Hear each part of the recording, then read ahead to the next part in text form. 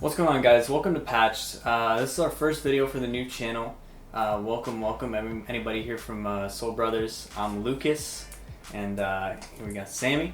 What's Sammy up, guys? Soul, the boy. Hell yeah! Alright, So today we got something special for you guys, and we also want to shout out our friend Eric for letting us borrow his mouse. So we've been playing with it. This is the Glorious Model O, and it's actually a very popular mouse. It's sold out on their site, all 4 models of them. Big mouse for the first review for sure. Yes. They are completely backordered.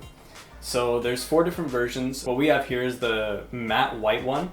So now you can get either matte white or matte black. And they also both come in glossy versions as well for $10 more. Yes. The base model of the mouse is $49.99 on their website, and links will be in the description to all of that. This is a super popular mouse. It's already, people are trying to resell this guy for crazy values we've seen. Alright guys, so first off we're going to talk about ergonomics. So the arch is actually placed sort of in the middle, a little more towards the back on this mouse, and it's a very comfortable grip. So we've got a G Pro here. A G Pro wireless for reference, and the arch is actually a lot steeper down on this guy, which is super comfortable. I have a palm grip on the mouse, so this is super comfortable for me. Although the owner of this mouse, actually, his link will be in the description, prefers like a claw grip on it, and that's comfortable as well. So as far as ergonomics goes, really a comfortable mouse. Another thing to mention is going to be the holes on this guy. I originally thought when I saw these designs in other mice like the Final Mouse Ultralight and the Ninja mouse as well, that it was going to be uncomfortable to put on my wrist. It was going to be like sandpaper, like a cheese grater on my hand.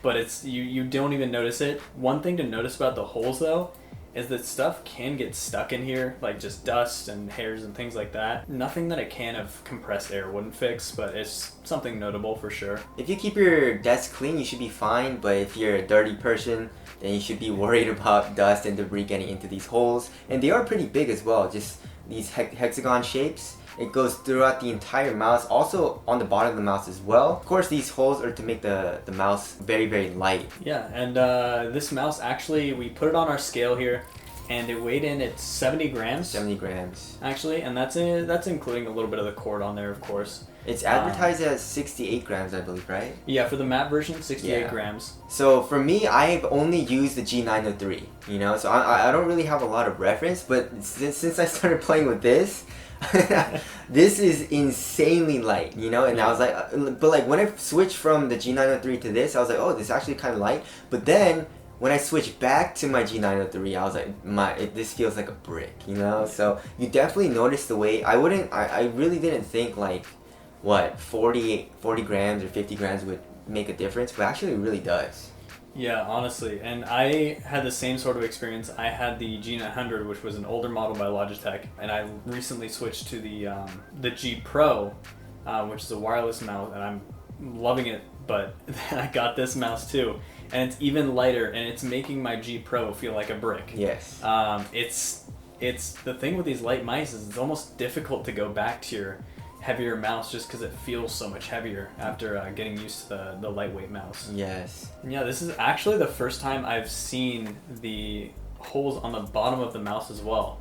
Another thing to notice on the bottom is we've got these glides here, which are actually very smooth. They're just like Hyper Glides, definitely smoother than the stock on other brands such as Logitech or Final Mouse, for example. The glides are just super smooth, coming stock from the company, which I really like. I actually find myself preferring light mice nowadays. I used to like them heavier, and I feel like with a lighter mouse I can be more precise with my movements. It feels like a heavier mouse just sort of gives like a drag or like an unwanted acceleration effect for me. But that's totally at the discretion of the user, for sure. If you get this mouse, you will definitely get better. that's how it works. That's definitely how it works. Yeah. Yeah. So moving on to, I guess, the buttons. So there are 2 side buttons on the left. There's nothing on the right. If you know, I'm more of a person that likes to have a lot of buttons on his mouse, you know. But this mouse, the Model O, doesn't really have a lot of options. Like when I was playing with it, I have a lot of stuff bound to, I guess, the right click and left click on this mouse wheel. But this mouse doesn't have that. It's definitely difficult because the actual design of the mouse is ambidextrous, so you can hold it with either hand, but the buttons are only going to be on the right side. So if you're ambidextrous, not too big of a problem. I have no issues pushing, for example, my G Pro pushing these buttons on the side with my ring finger. So I'd imagine it'd be easier either way. But having that lack of buttons for me is an issue. Yes. I don't bind them to anything like super crucial in games. It's usually just like weapon slots or things like that. But having a lot more buttons would be nice on this guy. Not even a lot, just even 2 more side buttons.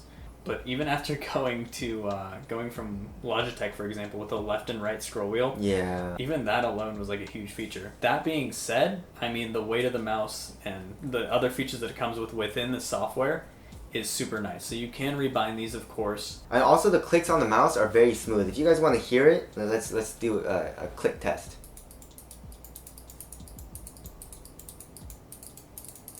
That's very nice. That's real nice, right?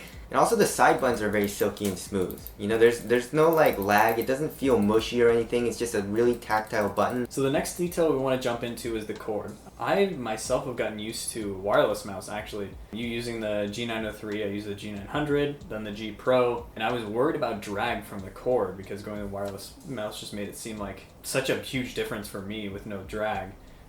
This mouse actually comes paracorded. Yes. So the cord is super, super lightweight.